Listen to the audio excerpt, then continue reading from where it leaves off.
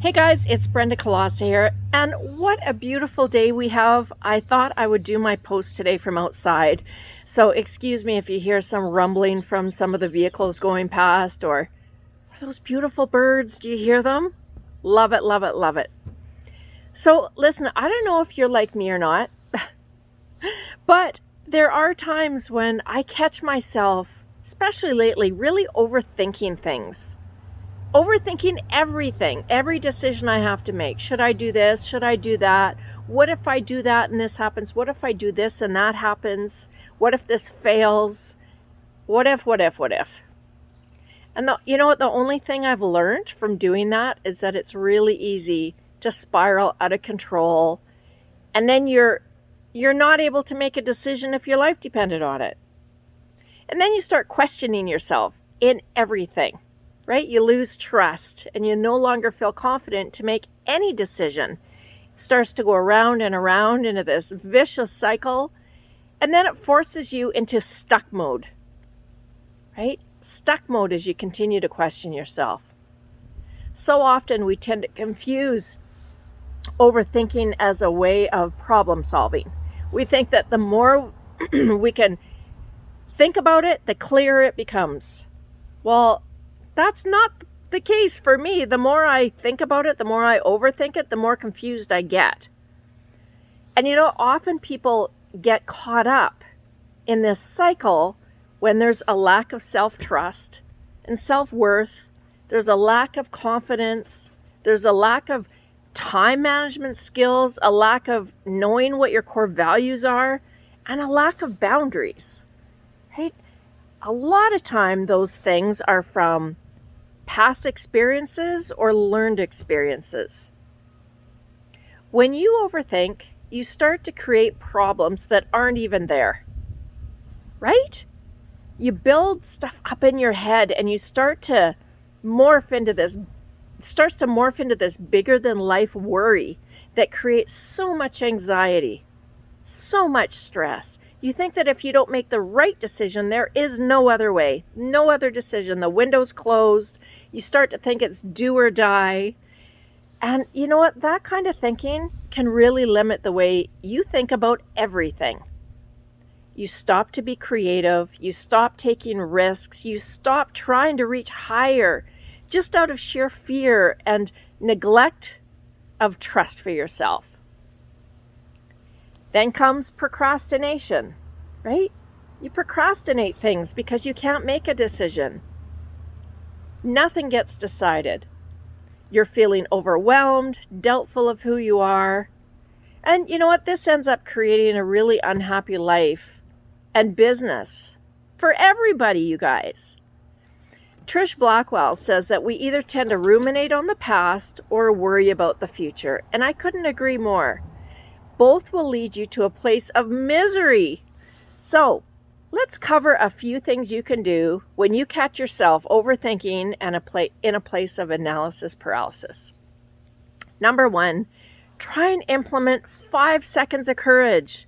Now, I would normally say 20 seconds of courage, but in this situation, 20 seconds is just too long. 5 seconds is all it takes to make a micro decision and make it so. If you second guess yourself after that decision, you say to yourself, hey Brenda, you made your decision and that's the one we're going with.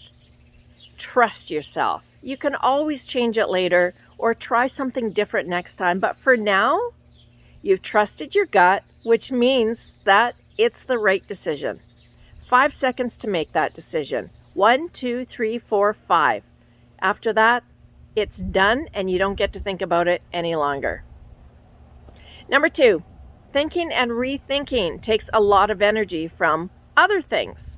So sometimes what I do in order to focus on the things that really need attention is to dedicate a date, a time afterwards to think about the decision I need to make. Okay? I don't allow myself to worry or stress or sabotage my work at that time. Instead, I make a date with myself, maybe for 10 minutes. Just to come back to it and make a decision. That gets it out of my head because now I know I have more focus to think through this situation, right? You're dedicating time to think through it a little bit more, and that gives me the opportunity to focus in the areas I need to right now. Number 3, change your words. Hello, by changing your what if worry to an even if solution, you allow yourself to see all sides. Your what ifs keep you in a fixed state of mind, whereas even ifs put you into a growth state of mind. Try it. Number 4 is the other thing you can do is to commit to not worrying so much about those decisions you make. When we still allow ourselves to worry, even after making that decision, it becomes detrimental to us, to who we are as business leaders. So be good with the decisions you make and move ahead full steam, even if you know you have to make allowances, tweaks, or even change course halfway through. That is okay. The point is to trust the decisions that you make, which will basically give you a lot more confidence and trust in yourself. And number 5, the last one, is identify what's getting in the way of making a decision in the first place. Is it something that's happened in your past that you're trying to stay clear of? Or is it something you want to prevent from happening in the future? Maybe it's both, right? By knowing where the indecision's coming from, you're going to have a way better scope in how to deal with it. It's like I always say to my clients, if you want to grow and learn and become better than you were yesterday, you need to be comfortable with being uncomfortable. Makes sense. Worrying and overthinking just keeps you safe and small because you don't allow yourself to take leaps and you don't allow yourself to reach higher in your business. You're way too busy thinking of excuses, procrastinating, and staying within your comfort zone. Knowing that life isn't black and white. When we have a black and white world, we don't see all the beautiful grays and different colors in between. You need to take leaps of faith sometimes, even if the percentage is only 1% higher than the other choice. Take that leap, make the decision, and stick to it. Give yourself a pat on the back, celebrate, and move on. You're okay. The house didn't burn down. If you want to talk about how overthinking affects you and your business, feel free to book a free call with me. You know where to reach me. I'd love to chat more about that. Until next time, I am rooting for your success, and I am your biggest cheerleader. Have a great day. Take care. Bye.